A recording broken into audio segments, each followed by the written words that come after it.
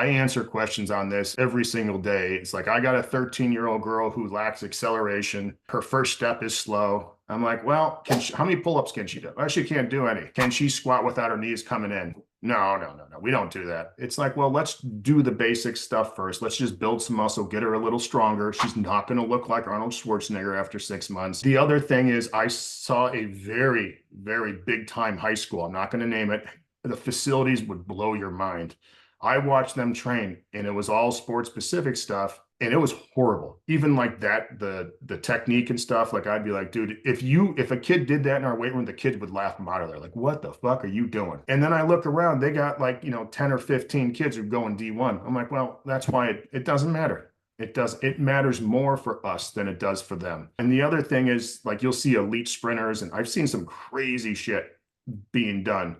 At the same time, Charlie Francis did squats, benches, and like flat pull downs. He's like, strength is just general. We'll worry about the other stuff when we're on the field, or on the track, so to speak. Wow, if Charlie Francis is doing it and there's elite level sprinters, then what am I trying to do? And what I've noticed too is, if I get our kids strong, now there's a couple things with this, is we never train very heavy. You would laugh your ass off at how light our kids train, because every rep is awesome. Every rep is awesome. As an example, we got a kid 2 weeks ago, when he does his trap bar work, his weights weighed from 225, 245, and 265. And he's done that for, I think, 10 weeks. That's the only weights he's touched. We worked up, he pulled 365 for 10. He's one of those kids, like, if you tell him, listen, do 145 for 80 reps, like, I'll just do it, whatever. And he came up and said, thank you so much, because he couldn't believe he pulled 365 for 10. And he goes, I don't understand why it works, but when you just do crisp reps all the time, you get stronger, and we're never burnt out. The kids' backs are never tired. They're never terribly sore, especially in their lower body. We get them strong. We put some muscle on them. And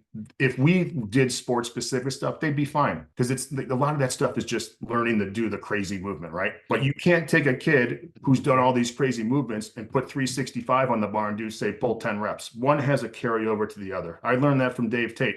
Remember that squatting on a Bosu ball was a thing? You can teach that to Chuck Vogelpohl, right? It may take a few sessions like that, but he'd get it down. But you can't take that same guy and put, 1,200 pounds on his back and expect him to squat it. So one thing has a carryover to the other. If you are 25% body fat and you weigh 165 pounds, what are we doing? Let's get a little leaner. Let's put some muscle on. Let's get you a little stronger. Let's get you to squat 225. Well, that'd be nice. I know I'm just blabbing. The most important thing is, the more average you are, more below average you are, train hard, be consistent, give effort, you'll be fine.